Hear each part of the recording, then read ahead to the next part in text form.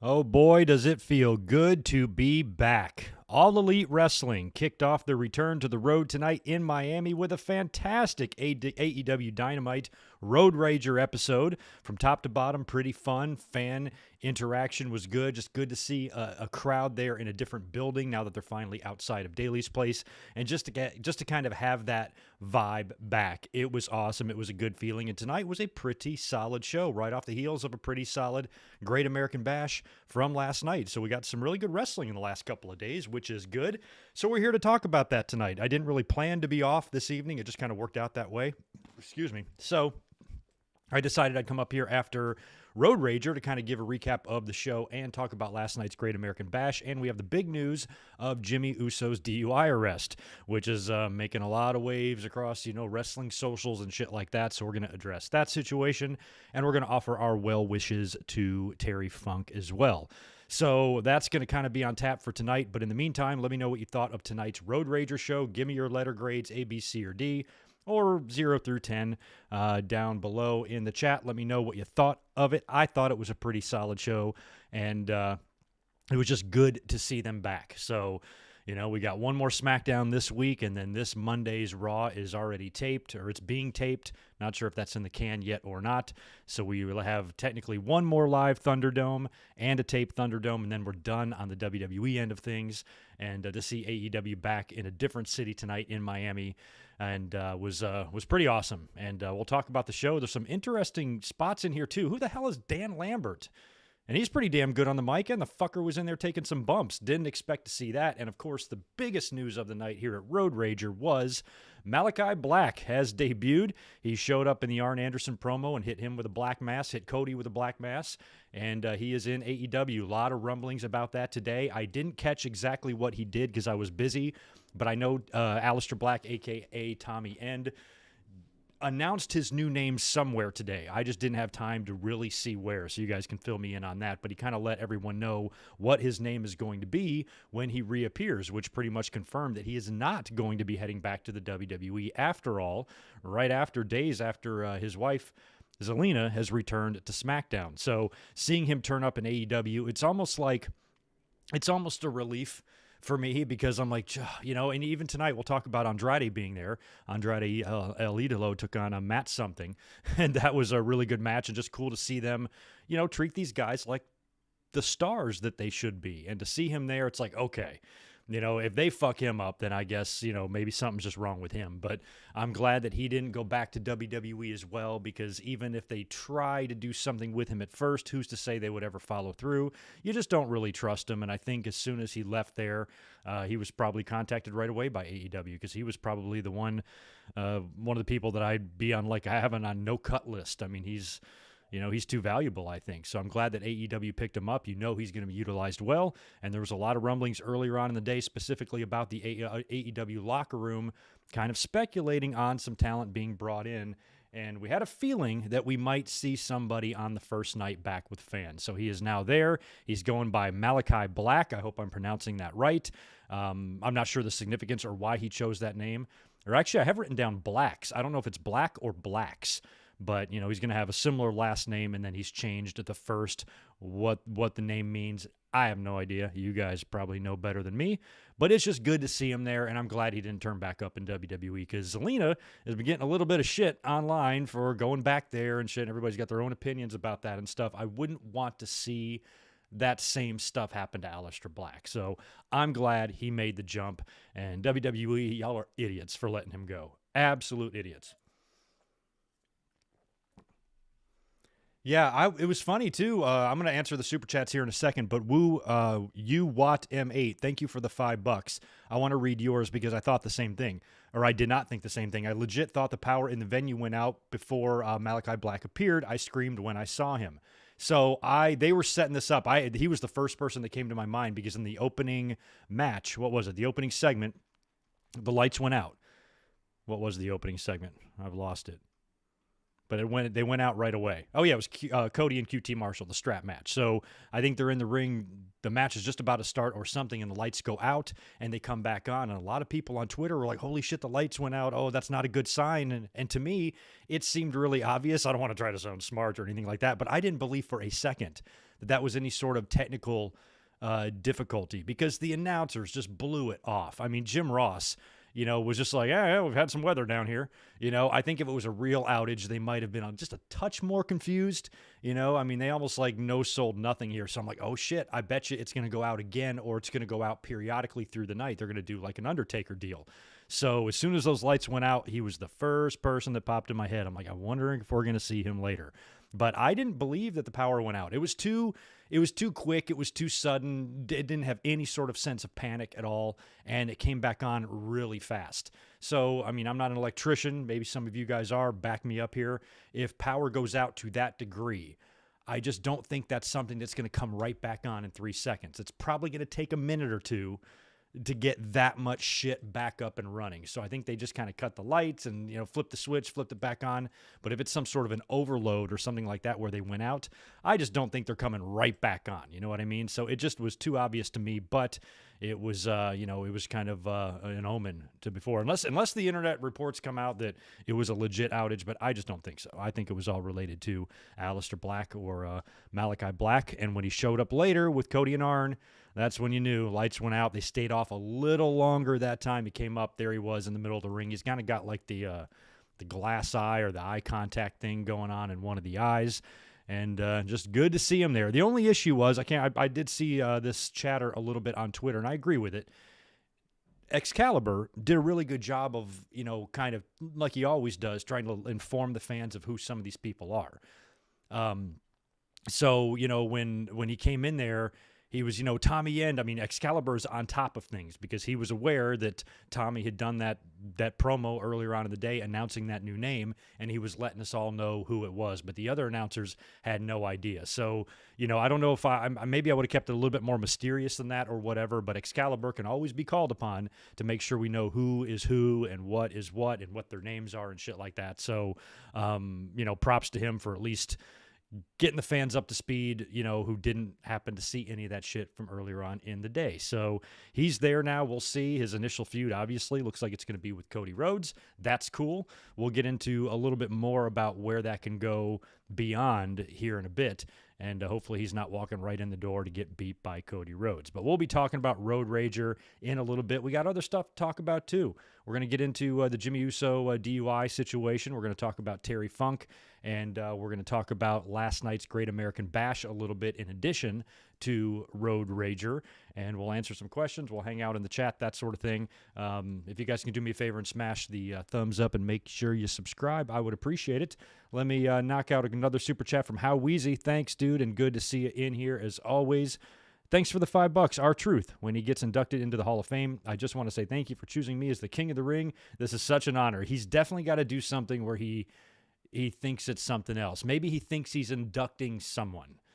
Because the King of the Ring would be funny, but it would also be funny if he came out there thinking he was inducting, I don't know, little Jimmy or some shit. And they're like, no, this is for you. What, for real? I'm in the Hall of Fame?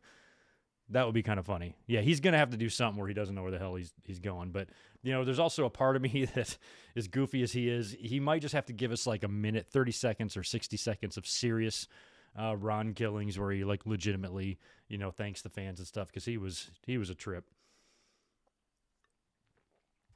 That's right, Deshaun. Black is all elite. I'm so happy he's there. Aleister Black and Andrade are now over there, which is just honestly a better place for both of them. And they've got something in common. WWE's got a lot. WWE and AEW have got a lot of couples. They have now just added 2 more just in the past few weeks with Andrade and Aleister Black turning up there.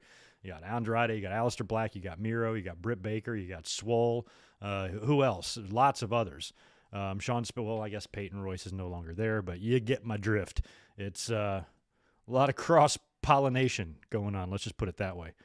JCS 186, thank you for the $2. I'm assuming Cody isn't turning heel anytime soon. I guess not. When you get your mentor and your coach, Arn Anderson, legend in the business, when he gets his head kicked off by a debuting dark, ominous heel, yeah, Cody's probably going to be a babyface through this. But I hope Aleister Black kind of does to him what Brody Lee did. They have some sort of match, and Aleister Black just fucks him up and just beats him and just makes that statement win.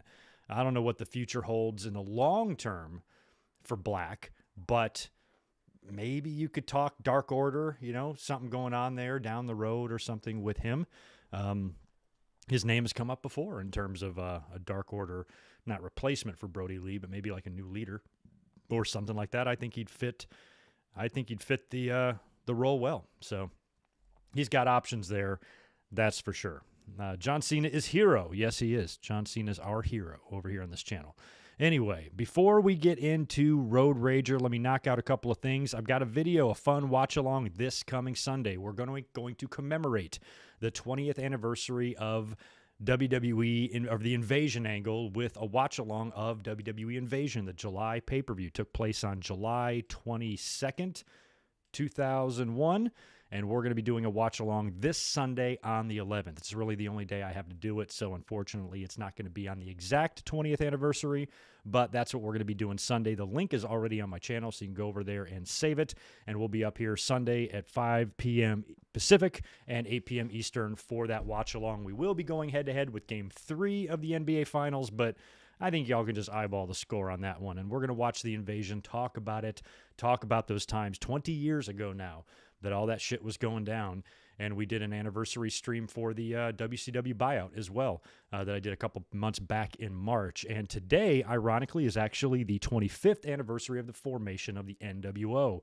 A lot of people on social media sharing their memories of the NWO, wrestlers, fans, everybody. That's now been a quarter century ago, and that blows my mind because I just remember where I was. I remember when all that shit was going down. I remember very, very vividly the summer of 1996. It was significant to me. I did a lot of stuff and just met a lot of people and have a couple of friends that I still have to this day, and it was just a fun time. So that's crazy that it's been that long. But this Sunday, we're not talking quarter century, we're talking 20 years. The Invasion, we're going to talk all about it on Sunday. It should be fun. And then, of course, I'll be up here Saturday. We'll recap SmackDown, the final SmackDown Thunderdome. And we'll preview Money in the Bank, do full, preview, that sort of thing. And the week after, we'll do predictions, and then it's time. The pay-per-view is going to be here. So that's what's on tap. Oh, and by the way, this coming Monday for the Raw review, because we should talk about Raw briefly, they drew their lowest all-time rating for Raw's show on Monday, which is good because I drew my lowest all-time fucking audience for that show as well. I almost couldn't stand it. I'm like, I got to get out of here. So it was just not, they had a couple of decent Raws there, on back-to-back weeks that were good, and then they kind of shit the bed again this past Monday. Now, according to the reports, this coming Monday, the go-home Raw to Money in the Bank is a taped show.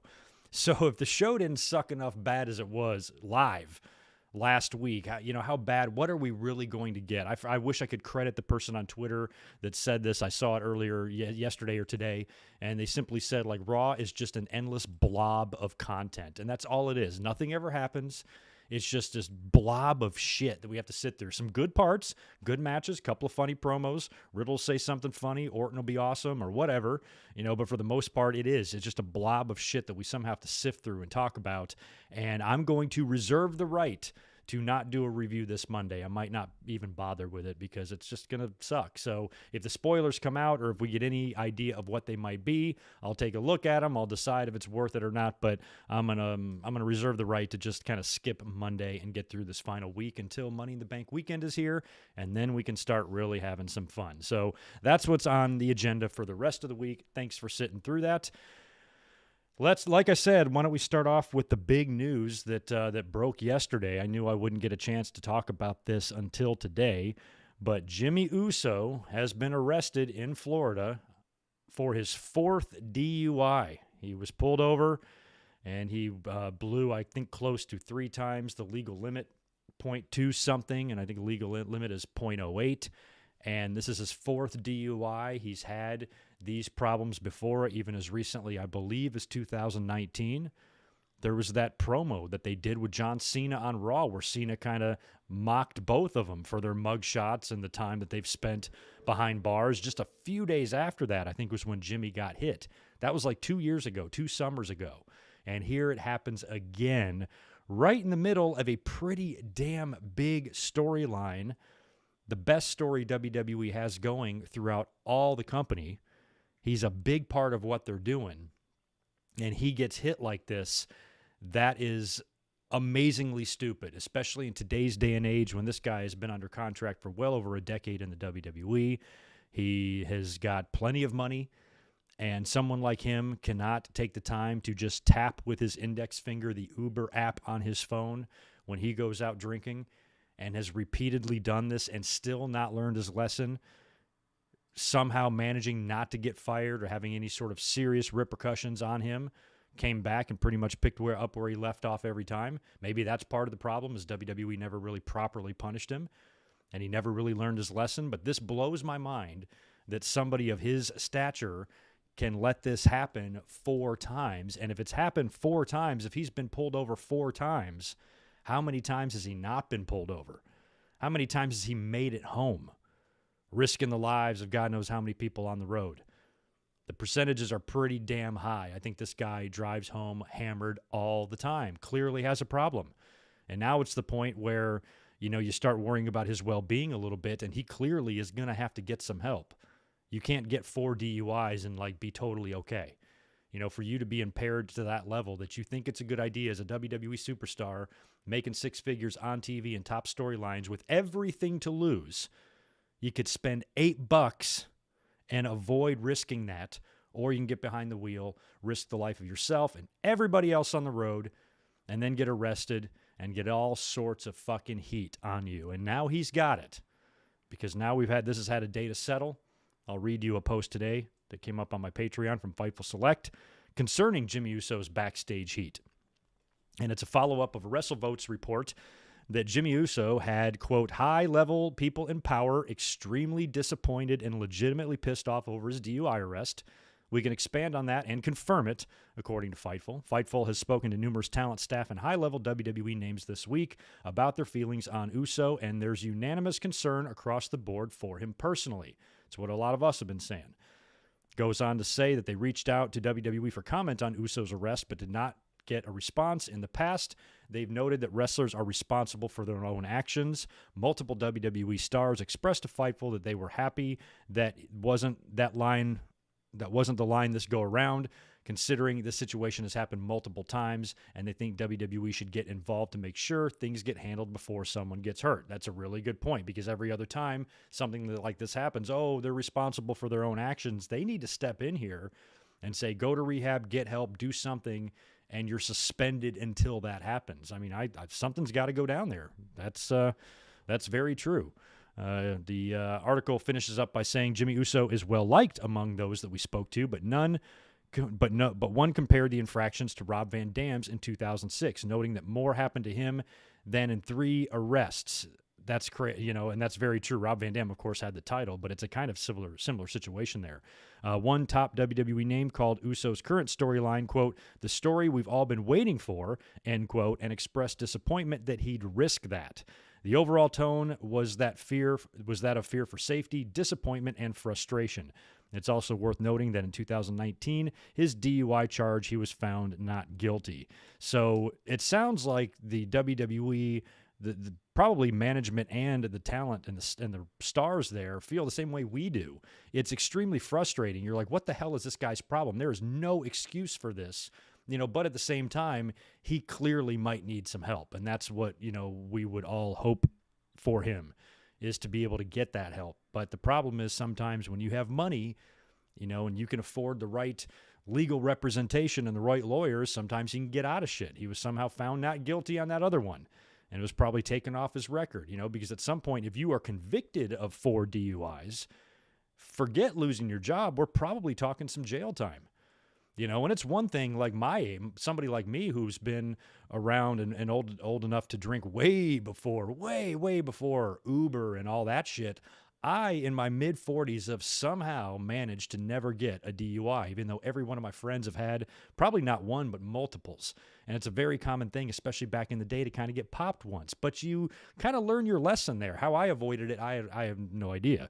I was never much of a drinker, and if I did, I just limited it to a couple of beers, never swerving across lanes and not knowing what the hell is going on and stuff like apparently Jimmy Uso is. It's not like he just went out to dinner and had 2 Coors Lights and drove home, and technically he's over the limit.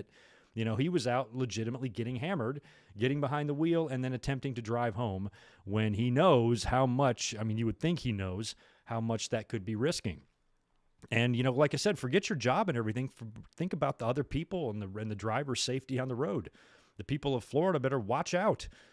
Jimmy Uso is behind the wheel. So I hope this time around they don't. I don't want to see this guy, do any jail time, obviously, or anything like that. But something's got to happen to him to learn his lesson once and for all. I'm hoping they permanently suspend his driver's license, at least for some sort of a significant amount of time. Give him a 5-year ban on his driver's license. I don't know how long Jeff Hardy went without being able to drive. I'm not even sure if he still can. But it's just make life difficult for him to where he will choose to not do that again and clean his shit up. So I think from WWE's point of view, I don't know what they're going to do here. No word yet on what kind of punishment they're going to give him. If they're going to release him or not, I don't know. I don't feel like he is. And no, I don't believe that he's only going to stay there because he's The Rock's cousin. Not everything is because of that. He's got a good spot in the company. He does have a family history there. He's one half of a tag team. They would probably like to hope that he can get his shit clean, but at the same time, there's a line that, you shouldn't cross. And I think he's definitely crossed it there with 4 DUIs and, already having close calls with the company a couple times. They've forgiven you, so to speak, or allowed you to keep your job and push you without any repercussions, and then you do it again. It's starting to get insulting. And for the talent that is disappointed or frustrated in him, they have every right to be. So I would imagine that Roman Reigns is not too happy with him. Neither is Nia Jax, neither is Jey Uso. And from a storyline perspective, I suppose if WWE wanted to suspend him, it wouldn't harm the story that much, because last week on SmackDown, Edge nearly took his head off with the pipe with the chair brace in the mouth or whatever. So they can just keep him off TV to sell that beating and make it seem like Edge is the one that put him out. But so, that's kind of minor in the grand scheme of things, but at least from a storyline perspective, they'd have a way out of that. And I think they should, just if it's my 2 cents, if anybody gives a shit, I think they should definitely suspend him at the very least and make him go through some sort of rehab or maybe enter some sort of treatment facility or something just to get some help, because he is, this is just not good. And it's just an unbelievably stupid decision when it's so easily avoidable. That's the thing that just blows my mind. There are people who are broke, that are responsible enough to get an Uber and probably spend half the money they have on a $50 Uber ride home. You're rich, motherfucker. This would be easy for you to cover your own ass if you're going to go out specifically to get hammered. There's really just no excuse and no reason, no good reason at all to not just use your phone to call a ride. You don't even have to go through any effort. It's not like back in the day when you'd have to call a cab or you'd have to get a number or call him and then hope that he came and there's no way to track him. Now it's Uber. You can literally just push like 2 things and they just come right to where your 2 feet are standing. It's literally that easy. So the fact that this can't be done is a little bit messed up. And alcoholism is a big deal. That's people are dying of more and more of liver disease and shit like that more than ever before. You see liquor everywhere you go. During the pandemic, restaurants were delivering bags of liquor to your house. Everything you do involves liquor. You can buy alcohol everywhere. You can buy it at the zoo. You can buy it at Chuck E. Cheese. You can buy it, literally anywhere. Some fast food restaurants overseas sell beer and wine. Women have book clubs. It's just a reason to guzzle wine. Men go golfing, just a reason to drink beer. Men go hunting, just another reason to drink beer. Everything is just drinking alcohol all the time because it's legal and it's everywhere and you can't avoid it. And, in WWE, they have a wellness policy. You're not allowed to do any illegal drugs. Alcohol is legal. And in most cases, alcohol is more serious than, a good portion of the shit that's on their illegal list. So it's gotten a hold of Jimmy Uso here, and I think he definitely needs help, because if he's been pulled over 4 times, how many times has he not been pulled over? He probably drives home drunk 4 times a week, at this rate, and makes it and gets caught, like every 25 times. And that's just really, really scary. So Jimmy Uso, let's hope he gets his shit together. We'll eyeball the wrestling news in the next couple days and see what comes out of WWE's side of this, if they take any action on him or whatever. We'll find out, but pretty disappointing news concerning Jimmy Uso and the storyline that's been so great. And we'll have to see how much of an impact this will have on that story. If they can go along with what they had planned with maybe just a couple of minor alterations, or if this fucks it up real bad.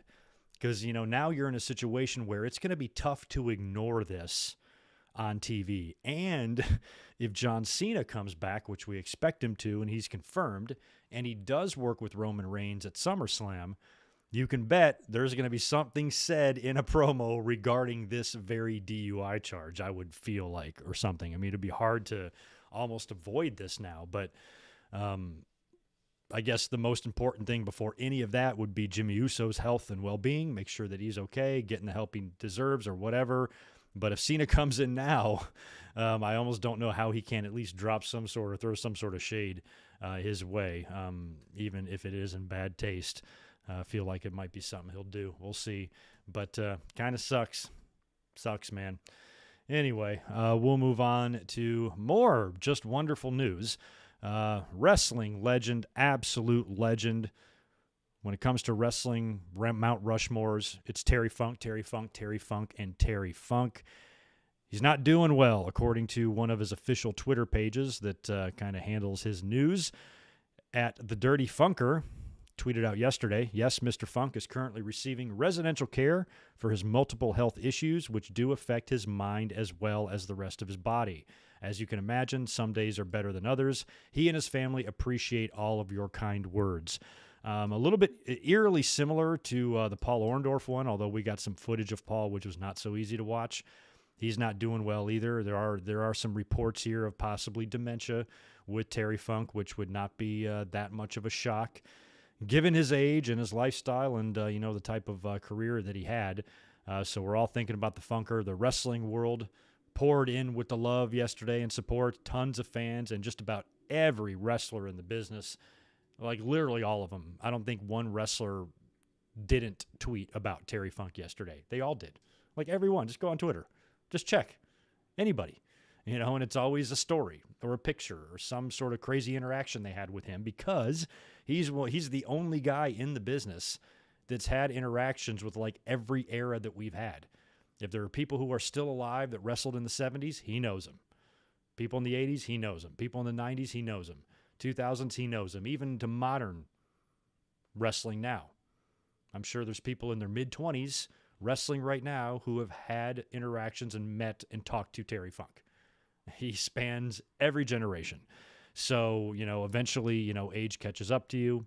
Health catches up to you. He's had his problems, and we just wish him the best because, he's at an assisted living facility, apparently, and he's being, he's well taken care of, but obviously he's starting to decline rapidly.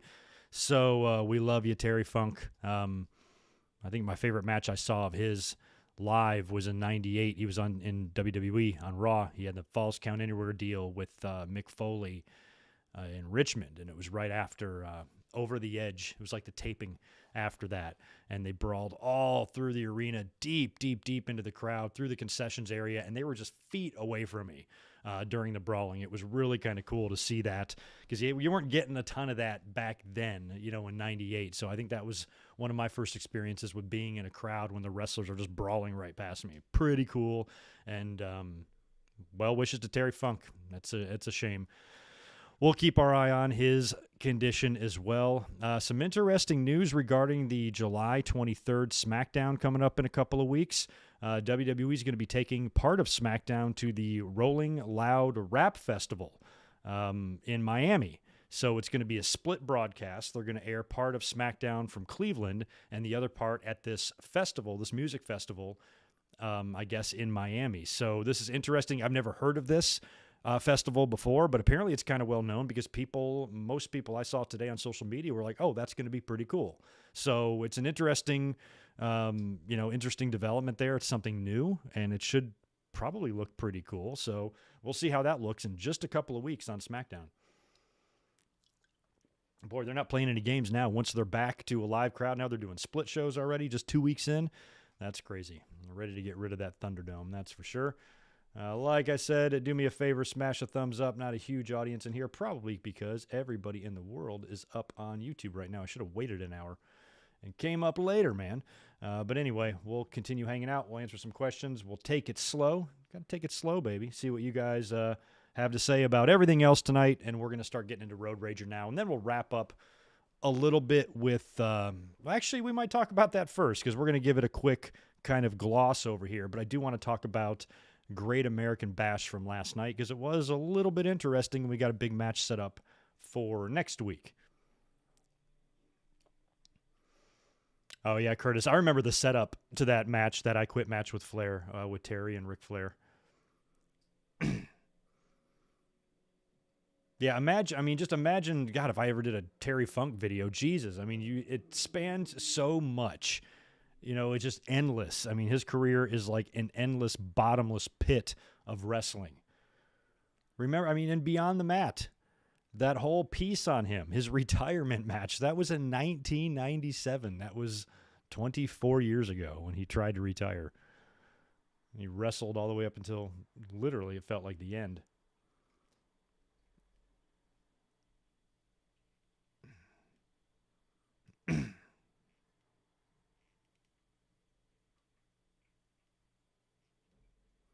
Yeah, okay, well, that's good to know that Twitter had blown it out of proportion. Uber and Lyft, exactly, man. It's so easy. Deshaun, thanks for the $2. Salamonster said his DUI issues go back to 2011. Yeah, I remember when he was getting them.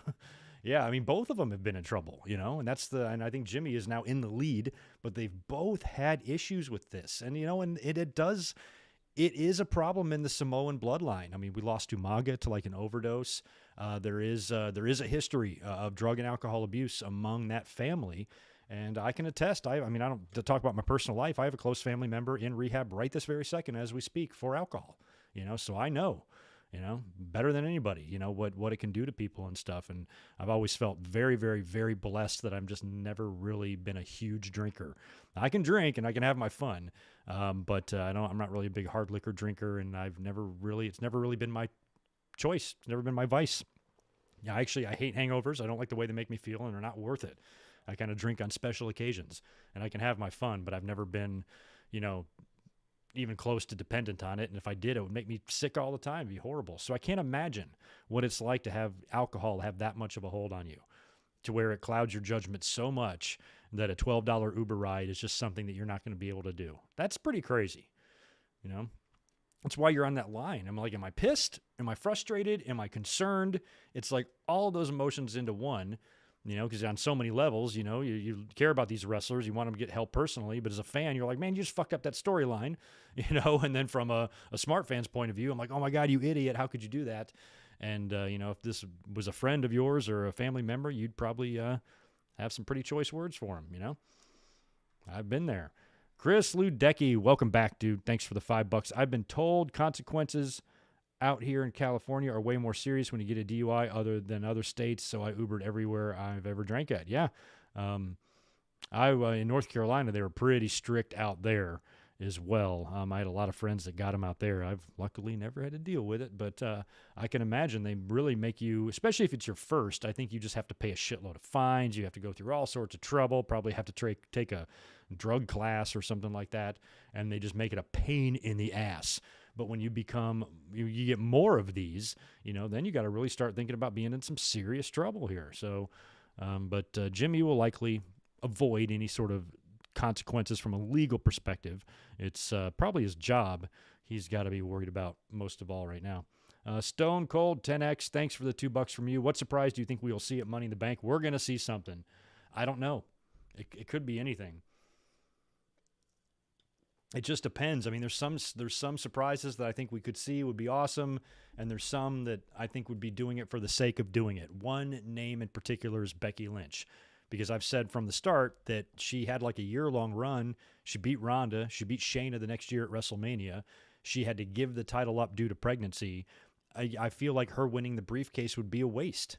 I think you could put it on somebody else, give the briefcase to somebody else, and they could, win the title in a big upset or some big moment. Because Becky, I think on her name alone, from the minute she walks back in the door, she should be getting a title shot. You know what I mean? So as cool as it would have Becky come out and grab the briefcase or something. I almost think like they would just be doing that to set up the big crowd pop, which it would be a big one. But, if you really think about it, I'm like, oh, God, Becky could have came back and got just a big a pop, and you can give the briefcase to somebody else. Now you got two great things going on instead of just like doing all at once. So you just got to think about it. I don't know. Aleister Black would have been one nice surprise I would have been into seeing, and I pitched an idea for the lights to go out, actually, and for them. I just did this like 2 or 3 weeks ago. And I said they should do the match, and then the lights go out in the match, and when they come back on, Aleister Black is sitting on top of the ladder. You know how he sits all the time? Just sitting right up there. There's nobody around. Half the wrestlers on the outside of the ring, and he just slowly reaches up and gets it, and and that's it. He's here, and then he cashes in and wins the title. Like, that was my plan for Aleister Black, but that's not going to happen now. So we'll see. I think Randy Orton could maybe get involved still. I don't know. We'll talk more about that this week, though, as we start thinking about Money in the Bank a little more. Let me answer. Off Leather Wings super chat as well. Thank you for the $5 as well. In the Miami area, almost copped last-minute tickets for AEW tonight, but wasn't able to. Went to wrestling class instead. Had the big debut spoiled for me. Oh, bummer.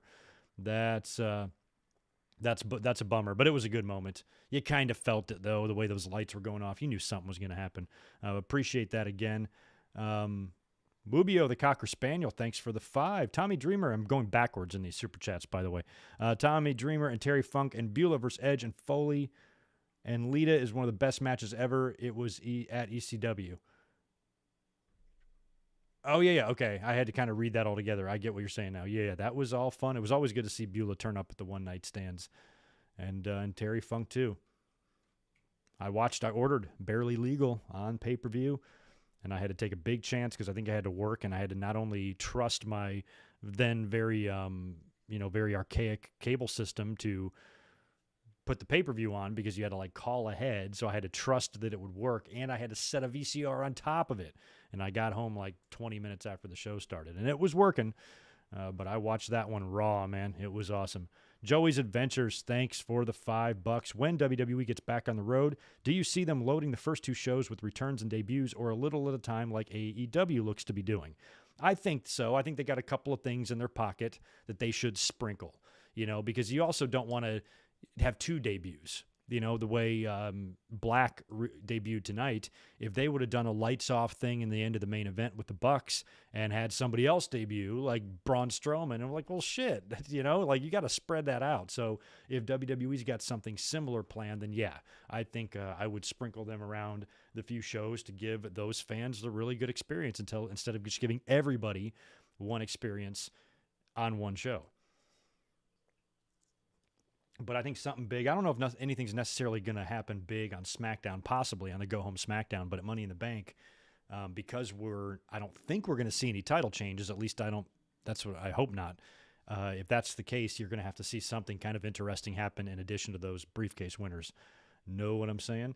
I think I got everybody there on the super chat front, so we'll move on to the shows because we got to talk about a little bit about NXT Great American Bash. Just going to run through it 5 minutes.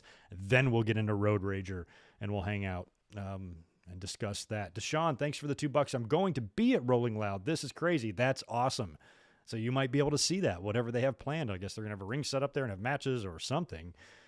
Can they get Hit Row to come out and do something? That would be cool. Speaking of Hit Row, let's quickly talk about last night's NXT. Really good episode, a Great American Bash themed show, of course, for I don't know how many years they've been doing this now, 2 or 3. And really good show, top to bottom, and we crowned some new champions in the process. But we crowned the wrong new champions. I thought for sure it would have been in the men's match, and I was hoping it was. I think MSK is awesome, and I like them as tag team champions, but I really like Ciampa and Thatcher, and dating all the way back to their feud. While they were feuding, prior to the Fight Pit match, I said after that match, they should team up and become a tag team and be dominant and win the tag team titles and call themselves the Killers and go on a year-long run being untouchable, bulletproof, scaring the shit out of every opponent that they come into contact with. because I think they're both tough enough. Ciampa's crazy, and Thatcher's like he's like the modern day Chris Benoit, I feel like. And I just think they're an excellent team, and it would be a situation that could maybe extend the career of Tommaso Ciampa, since he's had some injury stuff, and being in a tag team might be a little bit easier for him again, and he could maybe build a new legacy there like he did with DIY with Thatcher. And every time they got an opportunity, they kind of fell short. So the fact that they're kind of still together here, getting a title shot at the Great American Bash, I thought they might do it. But they didn't. They came up short and they lost, and kind of a flat finish, even with a roll-up there and a little early collision between Thatcher and Ciampa in the ring that just dropped the subtle tease that maybe these guys could start having some issues again with each other. But they already had a brutal feud. I don't want to put them back together to split them up again and then just have them in other matches with each other. That was all still pretty recent. I thought they could have a run with the tag titles first, and become the Bar. Sheamus and Cesaro, become like them. But they fell short here. I don't know how many more opportunities they're going to get after this, but the match was good. I just was really hoping to see them win the titles. But the other tag team titles were also on the line with the women, with Candice LeRae and Indy Hartwell defending against Zoe Stark and Io Shirai. Now, Zoe has been impressing the balls off of everybody since she got there. Every match that she's been in, most of them in a losing effort. I'm like, they need to give this girl a push because she is good and super good.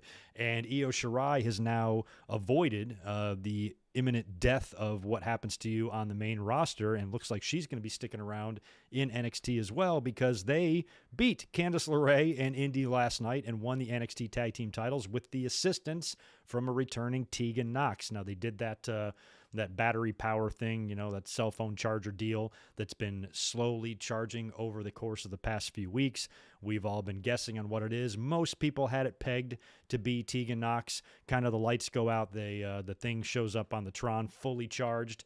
Nox comes out to the ring. I didn't even remember what had happened with her and Candice, but Candice was involved in her latest knee injury that's kept her off of TV for so long. She chases Candice LeRae away, and Indy is left in there as the victim to get beat. And Zoe Stark and Io Shirai are your new NXT Women's Tag Team Champions, and that is awesome, because I love Zoe Stark. I think that's great for her. I'm so happy that she's got some gold, and it came pretty quick, because even though she was impressing everybody, I still felt like she was in enhancement talent role, just starting to come out of that, and they've put the belt on her already. So since the titles were created earlier this year, I think this is our fourth Women's Tag Team Champion, so they are passing these belts around a lot. I might pump the brakes on that just a bit and try to have a team, develop some sort of a run here, and these two are going to be pretty tough to beat. They're going to be really tough to beat. So I hope they have a nice, long, healthy run, and they don't pass these belts off to anyone too quickly. I think during a commercial break, they had Dexter Lumis come out and help Indy, which is nice. So he was there for her, of course, and carries her off, and they did God knows what in the back. I like the promo in the ring. We had William Regal, Samoa Joe, Karrion Kross, and Johnny Gargano. They've been having some issues lately. Clearly, they're going to set up a match here. It was made official. Next week, it will be Karrion Kross defending the title against Johnny Gargano. But because of all the extracurricular activity that's gone on between these two guys with the car and the chokeout and everything that happened there, William Regal wants to assign a special guest referee, and you know who it is. It's going to be Samoa Joe. So Gargano versus Kross is set for next week. Makes you wonder if they're setting the table for a Kross call-up, because he's been working main events, and there's some talk that they want to bring him up. And I think they kind of want, I feel like Triple H wants to get him out of there. That's like the vibe I'm getting. I don't know why, but they're burying him in promos. All the wrestlers are talking, all the other guys are talking about how he can't wrestle, because he's got his size and all that. And he's, he's not that big, but he's a lot bigger than Gargano and Cole and guys like that. So they're all bringing that up, that he can't wrestle. And I don't think that's really the truth. He can wrestle. He's just, I do prefer the Garganos, the Coles, the Pete Dunnes over a style like Kross, but he's not a bad wrestler at all. He can still, he's still a very believable threat in there. So they're kind of poking at him, shitting on him here. He's going to face Gargano next week. I think like they're setting him up for a title loss here, but I don't think it's going to be to Gargano, because he's been really impressive. He's put a lot of people down, a lot of tough competitors. Sometimes he's putting down multiple people at a time with that Legado del Fantasma. match, or the one he had with Santos, that it was basically 3-on-1. He looked so impressive in that. Put down Finn Balor not once but twice. He's beaten Keith Lee. So to just kind of catch a quick loss here after all of that domination to Gargano is not something I feel like they're going to do with him. So since Joe is in the ring now as a referee, part of me thinks if he's just not secretly cleared and we don't know it yet, and this is going to set up, excuse me, this is going to set up a Cross and Samoa Joe match, because if they do want to get the NXT title off of Karrion Kross, but to still keep him as some sort of a credible monster or threat on the main roster, I don't know if, I already worry for him that they're going to fuck him up already because they're going to split him with Scarlett. His entrance looked a lot less special when we saw him on the main event stuff, so I'm worried that it's just going to be a mess when he gets there, but you still want him to be a formidable threat, you know what I mean? So I think losing to Gargano and dropping the belt to him wouldn't help him really on the main roster, you know what I mean? So I'd be fine if Gargano beat him. I just think based on how they've used Cross up until this point, there's no way. So I think something in the match is going to happen, confrontation with Joe and Cross. Unless they use Joe as a way to put the belt on Gargano, they could do that. Joe could get provoked by Cross and maybe he chokes out Cross and then Gargano falls on him and he wins the title. But, the NXT title's got some prestige. I don't know if I want to see it, won in that fashion, but they could do that. I think Cross should probably survive Gargano and then lose to Joe, because I think whoever beats Cross for it needs to be somebody that's, that he can still, save face going to the main roster. That's why it's got to be a Samoa Joe or a fucking Walter or someone like that. To be able to be the one to take it off of him. So that's where I feel like they're going. We'll find out, but title's on the line next week. And no, for those of you wondering, I totally did not Google what a cipher was. Didn't do that at all. I'm totally hip. I'm not a dork. I don't know where my khaki shorts are, though. I've been looking all over for them. But yeah, Hit Row had a cipher celebration. This was really good. I had no idea what to expect. I was like, okay, they're going to rap a little bit. Okay. And then it just kept going and just kept going. And I'm like, they are awesome. They are really, really good. Feels like Triple H and NXT just really is putting them up front in our faces lately, because they are a big part of the show now. Isaiah Swerve Scott is your new North American champion. This was the celebration to kind of commemorate that, since he won the title last week. And I can't describe some of the things that were said on the mic, but it was awesome, and it had the good beats and everything else that I'm supposed to say that's awesome, right? It was good. I liked it. What is it? It's lit. It was fire. What other word can I use? Help me. Help me describe it, y'all. All I know, it was awesome. It was pretty cool. I did not think it would be that good. When they started going, I'm like, oh, this might be okay or whatever. I hope it's not too cringy. And it wasn't. It was fucking rad. So that was cool. I like the whole presentation there. And Scott with the title is a pretty good looking crew. So we'll see how far they take it with these guys. Don't let Vince see them. I'm worried that the minute Vince gets his eyes on this act, he's going to want it for Raw. And then within 2 weeks, they're split up. They're branched off in different directions. And next thing you know, AJ Francis is a superhero or some shit. So I don't really want to see that happen. But right now, what they're doing in NXT is pretty awesome. Pretty good stuff there. It was dope. Thank you, How Easy. It was dope. It was lit. It was fire. What else was it? Okay, those are good enough. Yeah, thank you for helping me there, guys. I can't help. I'm white. What do you expect? But all I know is it was awesome. I enjoyed every second of it, and I'm like, these guys are all really, really talented, and they just have a really good look. And I remember when they first, because when Scott was, just around having matches, he was just not another piece of talent to me. Before Austin Theory got with the way, he reminded me of an Austin Theory. He reminded me of a Leon Ruff, just somebody that didn't have anything else other than their name and a little nickname, of course. But then when they started doing those promos and they kind of changed the camera angle and the presentation and the way they were kind of presented to us, I was like, this is good. This is good. And they've grown with it. It looks like they got a good thing going here. So Hit Row, I'm a big fan of it. And that whole deal was awesome. It was awesome too, right? Lit, fire, awesome, dope, fly. Yeah, okay, I think I made my point. And the main event was kick-ass. Adam Cole and Kyle O'Reilly. A lot of people felt that this was make or break for Adam Cole. much like a lot of talent, he's one guy that I just don't know how he would translate on the main roster. You know what I mean? I just think he's just better in NXT. That's where I prefer him. I love Adam Cole as a professional wrestler. He's a little miniature Shawn Michaels, and he's a damn good one. And I don't really want to see him go anywhere, but a lot of people felt that if he dropped this match here to Kyle, that was going to be it for him. And it was a hard-hitting, brutal affair all the way around like we knew it would be. And Adam Cole got the win. He took a couple of last shots. I think O'Reilly kicked out of the first one, but just a really good, excuse me, really good finishing sequence there at the end. And Adam Cole picked up the really, really, really hard-fought win. So hopefully he'll be sticking around. Kyle O'Reilly, I still think, can do great things, but maybe that was just the win that needed to happen there. Adam Cole asserting his dominance, and that should now finally officially be the end of the entire Undisputed Era saga. Cole and O'Reilly should now separate. Roderick Strong's doing the Diamond Mine thing, and hopefully they can all now individually be just as big a successes as they were when they were a group. And when Bobby Fish comes back, we'll see where he winds up landing and what he does. Maybe he joins Diamond Mine. I don't know. We'll find out. But anyway, that was your Great American Bash in a nutshell. Next week, we've got Cross and Gargano. That should be fun, with Joe as the special ref. We'll move on now to Road Rager and get into that. Let me knock out this super chat from Domination Warrior. Thanks for the $2. I'm going to F4T F on the 28th. Who does the best DDTs? I don't know what any of that means. Who does the best DDTs? Jake has got a really good one.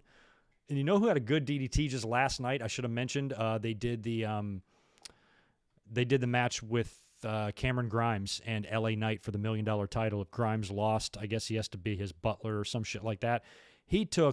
LA Knight hit Cameron Grimes with an amazing DDT on the floor on top of the $1 million belt that looked so good. I forgot to mention that match earlier, but he doesn't do the best DDT, but that's the best DDT I've seen in the last 24 hours.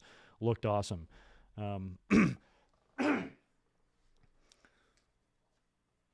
I'm kind of blanking on DDTs. A lot of modern guys do them, Foley's got the double arm. So does Ambrose, sort of. Who's got the big floating DDT? Bobby Roode, I think, right? But Jake's got the best one, by far, of everybody. He just did it differently. Jake is like a Dynamite Kid, There was only one Dynamite Kid snap suplex, no matter how many people tried to do it. Benoit came pretty close. Same thing with Jake. There's just one Jake DDT, just like there's one Dynamite snap. It's the same thing. So Jake all the way. Karrion Kross is a boss. He is. He is a boss, man. I just worry, man. Did you guys see those entrances on main event? I'm like, oh, brother. He just doesn't. I mean, he just looks like a scary motherfucker in NXT. It's a more intimate setting and the light and the smoke, and he's got Scarlett, who's, dressed in her leather, and he's just the whole presentation just looks good. But in the wide camera and the Thunderdome on main event coming out there by himself, suddenly that weird shit he wears over his tights looks dumb, which I kind of thought it looked okay in NXT. I didn't mind it, but then in the main event cameras, I'm like, oh, that doesn't look good. So it's weird. It's hard to describe, but I am extremely concerned, let's just put it that way, for Karrion Kross on the main roster. Even if it starts out well, I just worry what they're going to do because WWE's stupid. We've seen that. Oh, yeah, Even Flow. That's a good one, too. Even Flow's a good one. He had a different kind of way of doing it, too. He would really fall backwards hard and just really drive his weight or use his weight to drive the guy's head in. Yeah, Raven had a good one. Should have given Raven some props. Anyway, check my Twitter. Oh, God, why? Good news or bad news?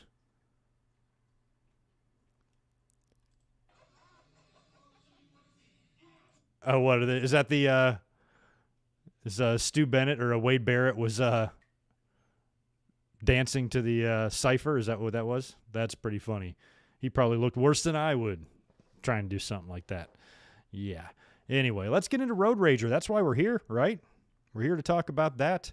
big show tonight in Miami. AEW back on the road. We saw a big debut, so we did get a big surprise right off the bat here. So they're hitting the ground running, and they are not playing games now that they're on the road. It's up to WWE now to answer. I think they're going to give us one big fucking snooze fest this coming Monday. This coming Friday might not be too bad, and then that's it. We're on Money in the Bank weekend, and I think things can get pretty good. But between now and then, it's probably going to be all AEW because they're going to have another show next week. Road Rager Night 2, and we got some big shit going on there too. But anyway, the show tonight opened up, like I said, from Miami. Very cool to see a new building because we've had fans in the Daily's Place. We've had a couple of shows that have been sold out, but you're still so used to seeing that venue. And it's a very nice venue. I like the way Daily's Place looks, but I'm ready for something else. You know, just the ramp and the stage, and we've seen that same setup now for well over a year, and it's just more fun when they go to a different show, and that was one of the reasons why I liked AEW so much in the beginning, is that, you know, with WWE Raw and SmackDown, those sets are so elaborate that you really can't tell if you're in a different building, where AEW, for their shows, they would kind of tweak up the configuration a little bit, and sometimes you would have a little bit of a different feeling atmosphere, and I always liked that about their shows. So now that they're finally back on the road in a different building tonight, good crowd. I don't know what the attendance was for what was there, not a ton, but it was a good crowd. They were hot for it. And they were having a good time. It was just good to see them out and about in the audience, maskless faces. It's just... holy shit. Hopefully this will last, but, you know, if it doesn't, we're going to try to enjoy it while it lasts because it's just good to see that. It was good to feel that. So Cody and QT Marshall kicked things off in their strap match that was set up last week. QT kind of got the jobber entrance, which was kind of funny, especially on the first night back with fans. He gets bloodied up pretty early. Cody is, using his... experience to try to win this strap match when you're going around tapping the corners. QT's kind of dragging him around the ring, and as he's tapping the corner, Cody's coming up behind him and doing it the same way. It's a very classic move in strap matches. QT is able to avoid getting beat there, though, and gets bloodied up pretty good. And while the match is kind of getting going there, that's when the lights briefly go out. Lights go off. They're out, what, guys? Help me. 3 seconds, maybe? You know, if that.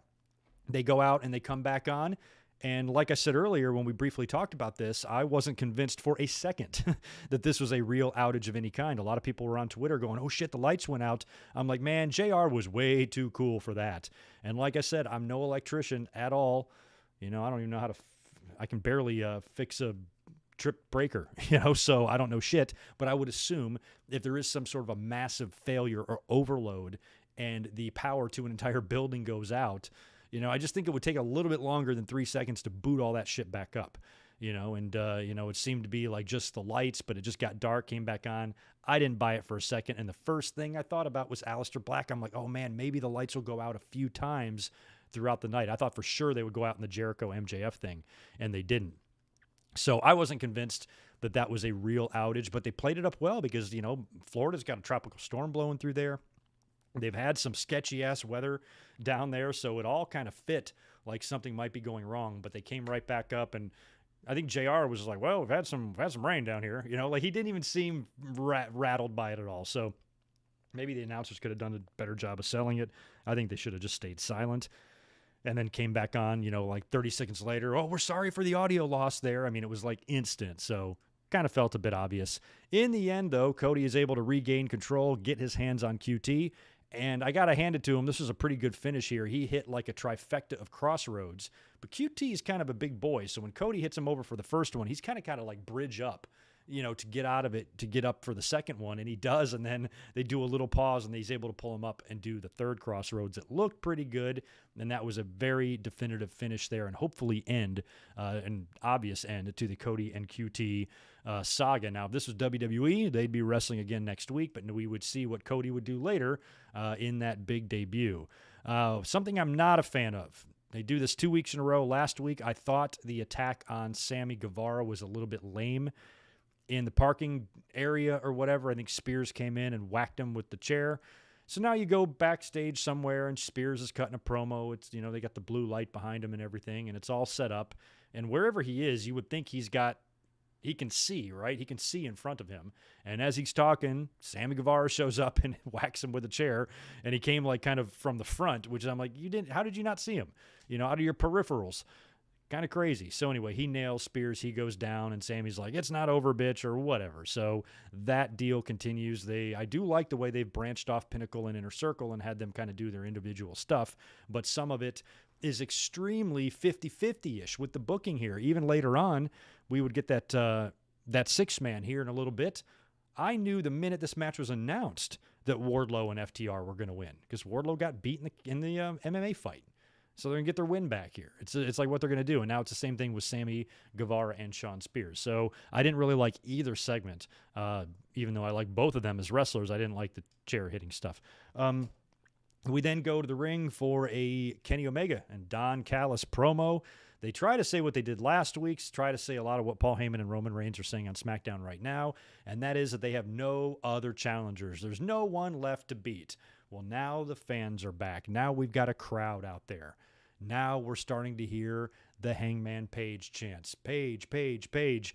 So we're getting an idea how over this guy really is, and that's when the Dark Order's music hits. Out comes Evil Uno, who's got a ton of sass going on with him. He's very sassy. He's coming out there and telling Don Callis to get away, let the men speak. Kenny Omega insults him a little bit, and Uno says that Adam Page, the Hangman Page, should be the guy to challenge him. He's got a big challenger waiting, and stop ducking him or whatever. And then Kenny Omega does the what's the capital of Thailand thing, and he goes Bangkok, and he kicks him in the dick. He goes down. They start working him over. Page runs out to make the save. His music hits, that pop, that reaction. Crowd goes nuts. He's wearing this ridiculous cowboy shirt. He gets in the ring, takes everybody down. Crowd's chanting cowboy shit, going nuts. He fights off Kenny Omega. He fights off the Good Brothers and got a pretty good ovation for the crowd. So that should all but guarantee your all-out main event is going to be Page and Omega. I would absolutely put the belt on Hangman Page when you do that match. That crowd's going to go nuts. And props to AEW for really kind of having this thing, this feud or this rivalry or this issue between the two that's going to culminate with a title match. It's been brewing since the company formed, and that's kind of cool. I was there on the Jericho cruise. I watched them win the tag team titles, and Hangman Page went drinking off into the crowd. Devlin, if you're here, you had a beer with him. He went right past you, right, during the celebration. So they've been really playing this relationship between the two of them up for so long for it to now culminate with a title match at All Out at their biggest show, Chicago. That is going to be awesome. I hope they do it. And if they do it, I think they know what they have to do in that situation. And then you got Hangman Page as your world champion for a little while, and then he can just carry that belt and politely hand it over to MJF. That's what you do. So we'll see. I'm glad that now that seems to be the deal and the direction they're headed. And hopefully they won't do this at Fyter Fest or whatever the fuck. Let's wait. Let's all out this shit and give it to us there. That's the proper place for it and the right environment and the right stage. After that, we get a sit-down interview with Jim Ross and Ethan Page and Darby Allin. They've got the coffin match set for next week. I'm really interested to see that because as we talked about when they first announced this, I'm like, that's kind of interesting. Now that The Undertaker is retired, Kane is all but retired, AEW can pick up the casket match ball and run with it because who does WWE have in their, in their roster now that would really do a casket match? Maybe Aleister Black, but that match should almost be retired or immortalized. You could have a box match or some sort of other concept where stuffing your opponent into something, but a casket match, how can you ever do one again after Undertaker and Kane and Mankind had so many classics? So for Darby Allin to kind of make that his thing, even though I think it was Ethan Page who challenged him to it, I kind of hope Darby has some of these, like one a year coffin match, and just kind of make it his thing and see if he can go on a run. And I'm hoping that he beats Ethan Page in this match. Ethan really wants it, but he cut a career-defining promo here in the sit-down with Jim Ross. I wasn't sure how I was going to feel with the sit-down because it sees like there's so much bad blood here for them to sit down is kind of an odd environment, but it worked. It worked well, and this was all Ethan Page. It was just him talking, promo of a lifetime, really good stuff, and it makes you want to see that coffin match next week. And I would love to see Darby adopt this, especially if he's victorious. If he loses, they might not do it again. But if Darby wins, this can kind of be his thing, coffin drop, coffin match. I'd like to see him coffin drop somebody into the coffin. That would be even cooler. So that match is up next week. Kind of looking forward to that. It's going to be good. After that, we get the 6-person tag that I alluded to earlier on. Hager and Proud and Powerful taking on Wardlow and FTR. Not a big surprise here. They followed up with Conan and Tully Blanchard this week. They're back. They're in the corners of the respective teams. And in the end, Tully is able to outsmart Conan. He distracts the ref while FTR is able to hit a big rig onto Hager for the win. And then after the match, Conan gets in the ring and he starts, he's got that mad ball and he starts whipping Wardlow. Wardlow doesn't sell it at all, and he gets chop blocked. I think it's Tully that might have chop blocked Conan. I didn't catch who it was. Took out his legs out from under him, and the heels retreat. So not a big surprise there. Kind of got to give Pinnacle that victory back since Hager got the win in the cage fight last week. So that one didn't surprise me at all. Even though the match was fun, it's probably one I could have gone without. After that, we had the MJF and Chris Jericho standoff. Isn't it funny how like every one of Jericho's in-ring segments have to have a name?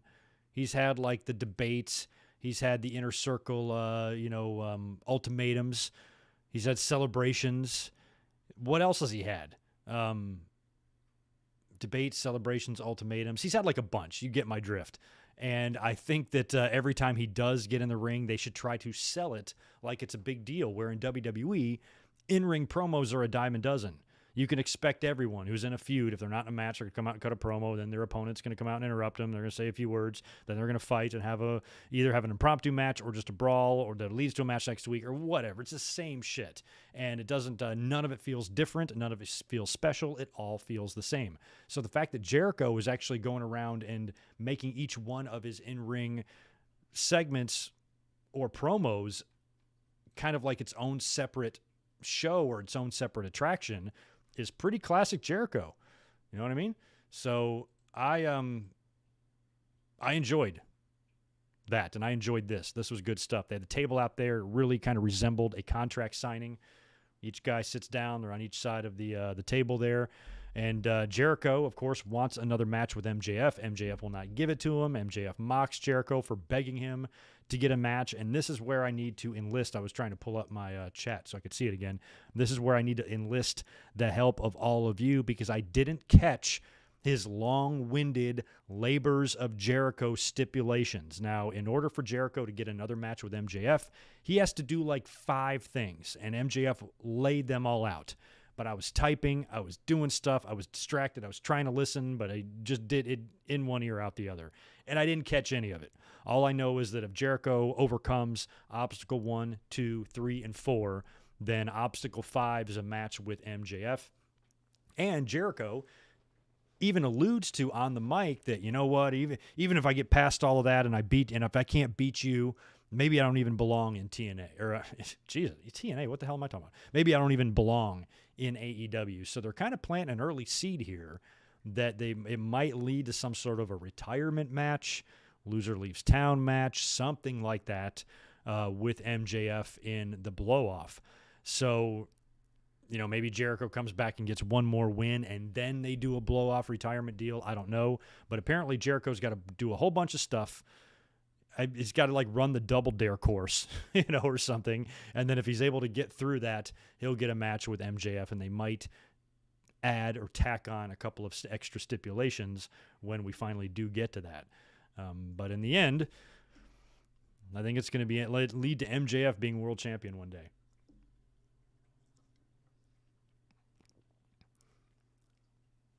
Tampa Bay wins Stanley Cup. Oh, shit. That's going on right now? That's right. They were way ahead, right? They're up 3-0, 3-1. 4-1. They won 4-1 over Montreal, or in the series. They won this game 1-0. But yeah, they made pretty easy work of Montreal. My thoughts go out to Sami Zayn and Kevin Owens, who we love here on this channel. I'm sure they're not happy with the outcome there, but I think Tampa Bay was the stronger team. Congrats to them. I'll give a shit about hockey once my Red Wings get good again. They're the Yankees of hockey. They need to be better than they are. So hopefully that'll happen real soon.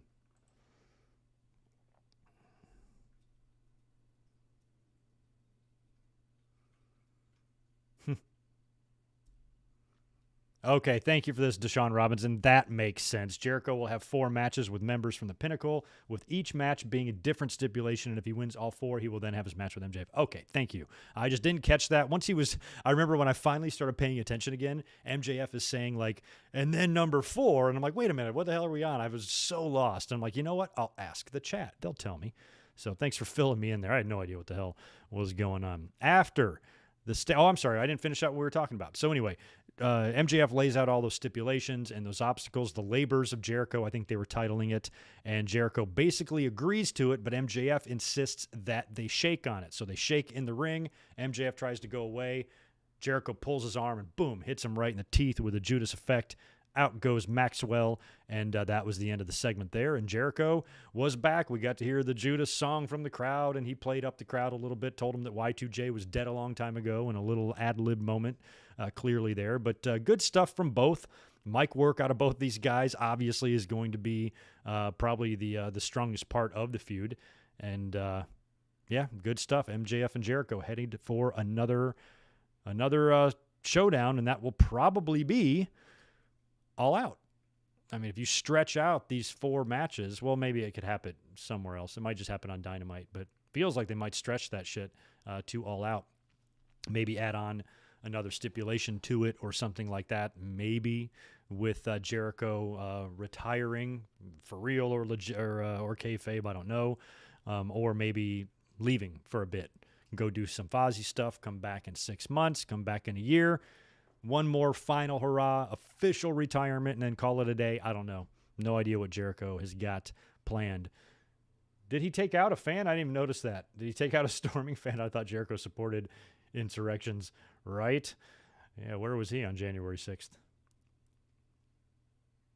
Yeah, I agree. So, Sony Ken Maynard, Red Wings need to get good again. They were awesome. I love their back-to-back title wins they had in like 97 and 98. That was great. And they won again in 2002. It was the only time I ever got to get one over on my North Carolina friends because I was living there and they were playing the Carolina Hurricanes. I'm like, you fuckers don't have any right to be cheering for hockey. You Southern people, you don't know anything about the sport at all. The team was new. It was all about college basketball, college hoops down there. And I was like, if my Red Wings lose to these fuckers and North Carolina owns sports across the board, I'm going to be so annoyed. So it was the only time I ever got to rub it in the faces of all my North Carolina friends, because every other time it was them rubbing it in mine, especially when it came to college. Yeah, welcome back, Tegan Knox. When she chased off Candace too, you had to know that was probably pretty nerve-wracking for her. You know, her first time back, just be careful, be careful, be careful. Don't blow the knee out. Don't blow the knee out. Wishing her the best, man. I hope that she stays healthy this time. Yeah, the Bangkok, man, they've done that in a movie. I can't think of what movie it is, but I've seen the Bangkok thing done before. I want to say it was like American Pie or something like that, some movie like that where they did it. Anyway, where did we leave off in the Dynamite results? Britt Baker. We got a Britt Baker backstage with Tony as well. Britt Baker and Ethan Page tonight, both, I thought, really showed their star power. Ethan earlier with JR was fantastic, and Britt Baker cut a hell of a promo here with Tony Schiavone, and it's so good to see Rebel there.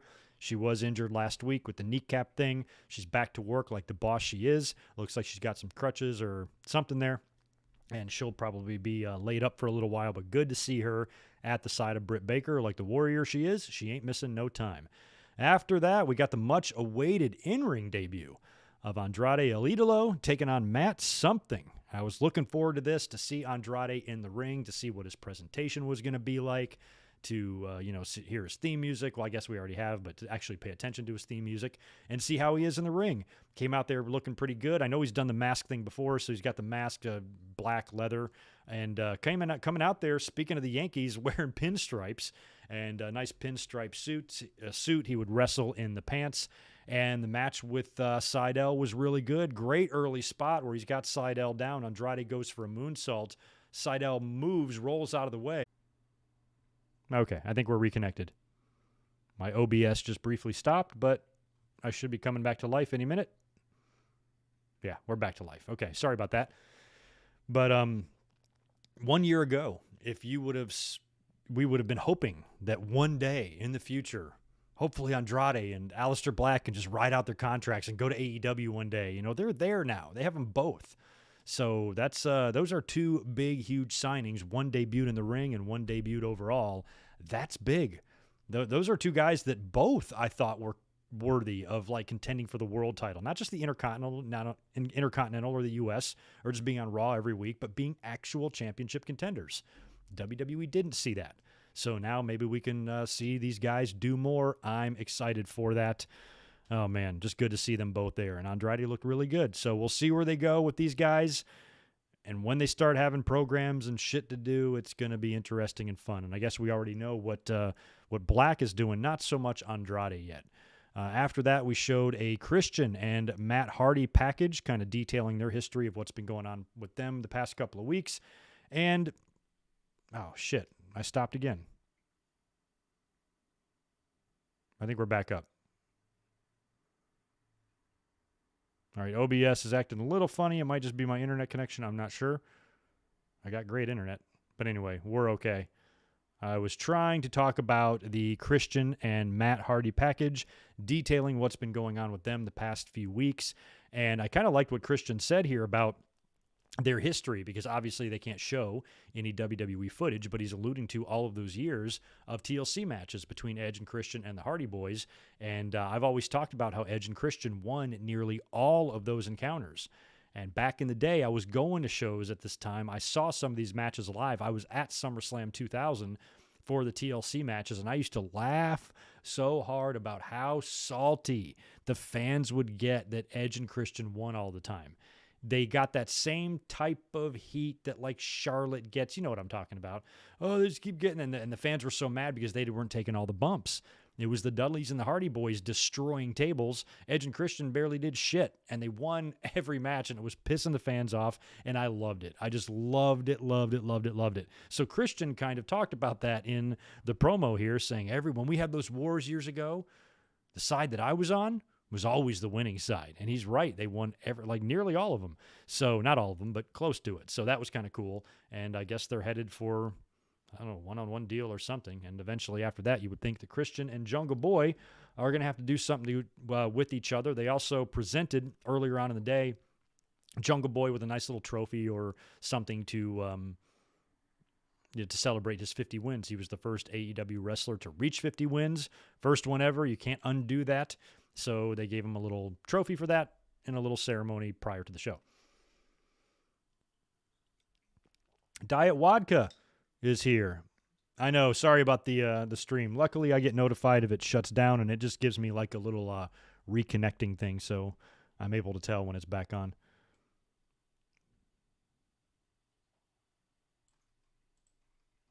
Okay. Making sure I can be heard. I'm like, let's just double check and make sure the audio is working. We're good. We are good. Oh, Damian Castillo. What do I think about John Cena and Roman Reigns being... Oh, that's funny, Deshaun. I'll get to that one next. John Cena and Roman Reigns being an I Quit match? Maybe. I don't know how you get there. That would just be kind of a random stipulation to throw out there if they're wrestling. If John Cena, if it's, going to be there. Well, it's not their first match, but their first match in this storyline. So I don't know how you'd get to that. I Quit match. You could. Roman's already had some I Quit matches already, correct? And some last man standing matches and all that shit. So I don't know. I think you could probably have the match without any sort of stipulation, but they might. Deshaun has got something funny to say. According to PW Insider and Sean Ross Sapp, Aleister Black was supposed to have a 90-day no-compete, but WWE forgot to change it from 30 to 90. WWE fucked up. Well, that's an interesting story. Once we actually read into that.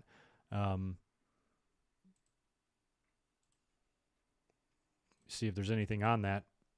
That's awesome.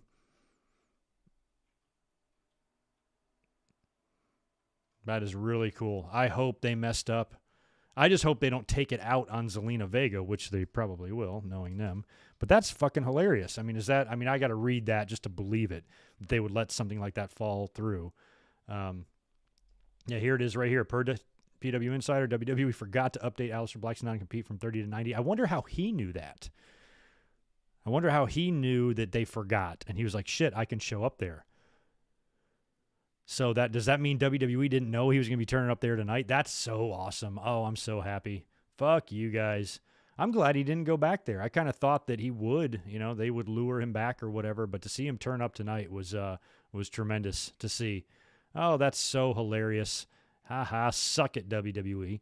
Although we've been hearing, too, with a lot of those no-competes with this, a lot of these releases, WWE at least is doing the right thing and waiving some of these no-competes. So, I would hope, if they did that for Andrade, that if Alistair, would, tell them, it's like, hey, look, you fuckers released me. Can you just let me go? I'm going to go over there anyway. What's the difference? And maybe they would just let him go anyway. So who knows? But the fact that they forgot, that's their loss, and that's the fans' gain, because now we don't have to wait another 2 months to see him. We get to see him now, and it's all because WWE is a bunch of idiots. That is just the sweetest, most delicious, succulent irony. I love it. So happy, so happy. What a bunch of idiots. Bunch of idiots. Yeah, Diet Vodka. I listened to Lana on Jericho's podcast. Actually did a video about it. Just when did I do that? On Saturday, maybe? One of my last 2 podcasts on my channel right now. We talked about Lana's appearance there and the creative process and a lot of the comments she made. Talked all about it. Yeah, I agree, Jonathan. That's a big screw up for them. I would like to think they wouldn't hold him off 90 days anyway, since they were the one that released him right in the middle of doing something significant. But I'm just glad. I'm just glad that he's there. Just a better place for him. We know that. It can't be any worse, right? That's the beauty of it. It's kind of like a win-win. Fans can, debate, oh, was he really better off? Yes, the answer is yes. Even if he's not champion in AEW, whatever he is doing there is going to be better and more fulfilling than anything he was doing in WWE. Even with the most recent thing, even with the character change, attacking Big E, I had no faith in that. Not for a second. So I'm just glad he's there. He's got a better opportunity to succeed.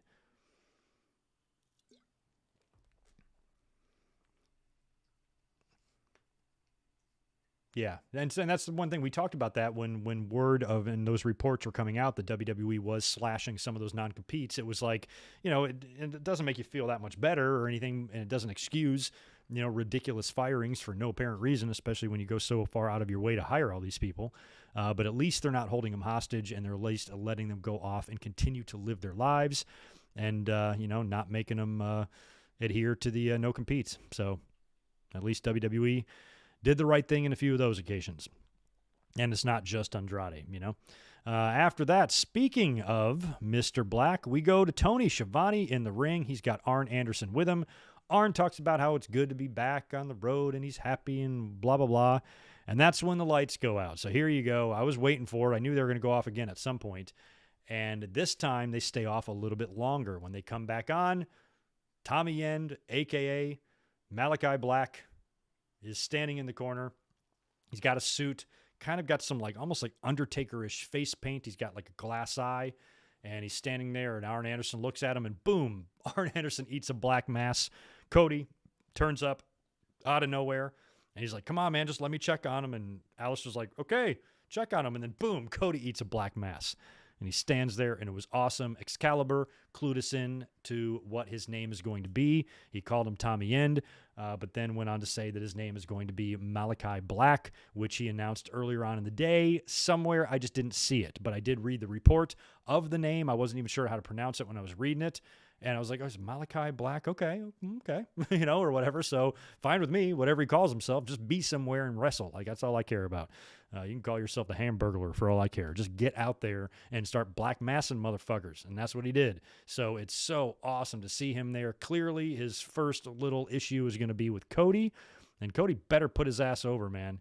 And don't cut some tearful crying promo about how you want to defend your baby with Brandy and it's all about that or whatever. Just get in the ring, eat a black mass, and go down for the 3 and start pushing Black. He's awesome. So happy to see him there.